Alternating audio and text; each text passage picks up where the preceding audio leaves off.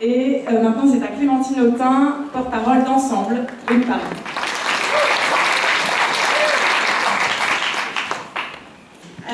Un peu comme Malika, j'ai le sentiment qu'on n'a pas encore gagné la guerre, notamment le retrait évidemment de la loi El Khomri, mais qu'on a gagné une première bataille, parce que souvenez-vous, à l'automne, dans quel climat idéologique était notre pays, où les thèses du Front National dominaient littéralement le débat public, et qu'à la faveur d'une chemise arrachée à Air France, quelque chose a commencé à se réveiller dans le pays pour remettre à l'endroit ce que malheureusement l'oligarchie met aujourd'hui à l'envers.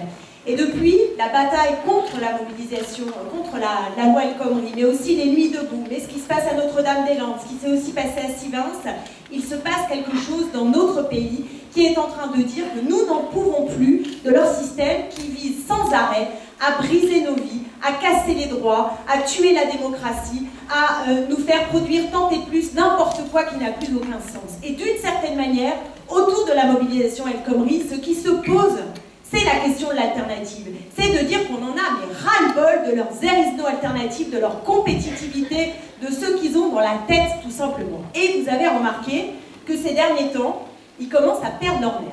Enfin, moi, c'est ce que j'ai observé et c'est assez récent et ça me fait penser à la bataille du traité constitutionnel européen.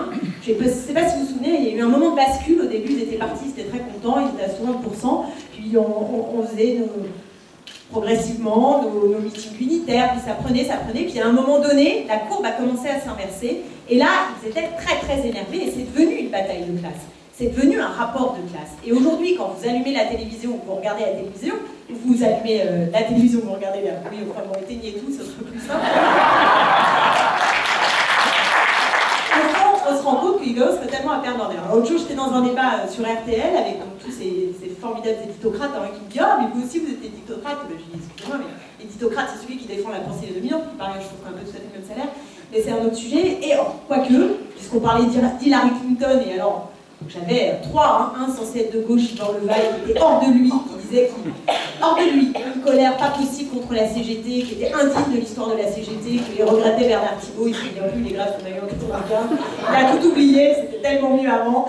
Donc hors de lui, Yvan Levaille, donc tous hors d'eux. Hillary Clinton et sa veste à 12 000 €, il ne voit pas le problème. Il n'y a pas de problème, pourquoi, on fait une affaire, etc. Mais en revanche, la CGT, vous savez bien, sont tous des terroristes, et d'ailleurs moi, même le Premier ministre a le temps de s'occuper de moi pour expliquer que je suis une islamo-gauchiste, c'est vous dire comme ils ont vraiment les nerfs littéralement à cran, et que nous sommes en train de mener cette bataille, qui est une bataille de classe. C'est une bataille contre leur mépris de classe, c'est une bataille démocratique très importante, qui se mène contre le gouvernement français, aujourd'hui, qui mène une politique de droite au nom de la gauche, mais qui se mène aussi contre l'ensemble des politiques imposées par l'Union européenne, que nous devons refuser, parce qu'au fond, la loi El Khomri, elle était dans tout ce qu'on a appelé les GOP, vous savez, les grandes orientations, c'est aussi dans le traité de Lisbonne, c'est les termes de la compétitivité, c'est tout ce qu'on nous a raconté sur le fait qu'il fallait assouplir le marché du travail, arrêter d'avoir des limites, mais pressurer sans cesse les salaires et faire en sorte, j'aime bien cette phrase, faire décélérer les salaires,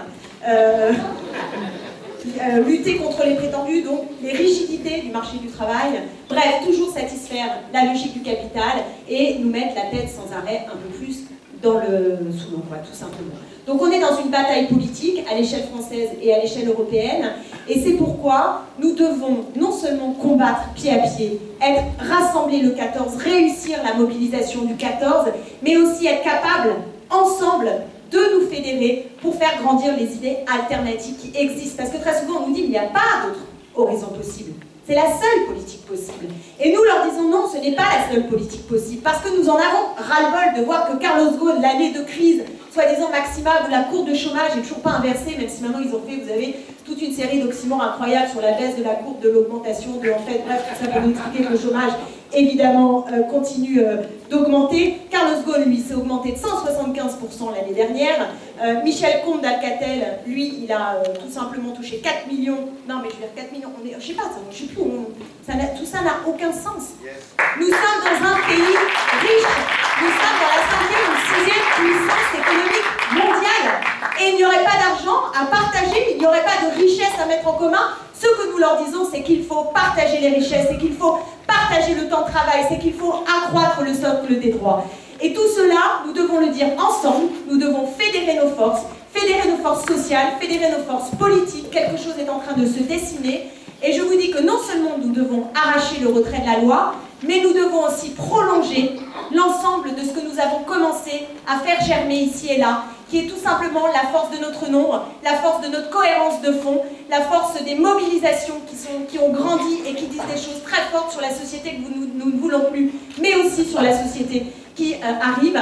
Et dire aussi que la répression, je voudrais dire un mot juste sur cette question de la répression parce qu'elle est absolument insupportable et très peu éthique. Moi, à chaque fois que je vais dans un débat, on me dit « Vous condamnez les violences contre les policiers ?» Oui, ok, et vous condamnez les violences policières? Vous pouvez vous entendre, l'État a-t-il dit un mot sur les violences policières quotidiennes, sur les militants qui sont traqués, qui sont interdits de séjour, je pense à...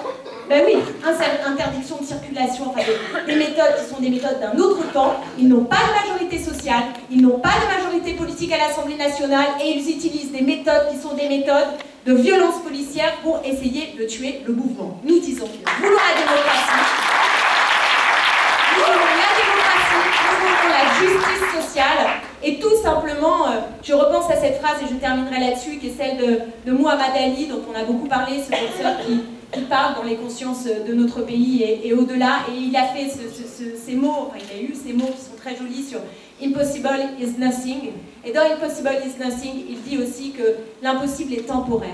Gardons en tête que l'impossible est temporaire, le temps doit jouer pour nous, nous devons forcer la possibilité de faire advenir un monde tout simplement plus juste, meilleur, ayons en tête que c'est possible.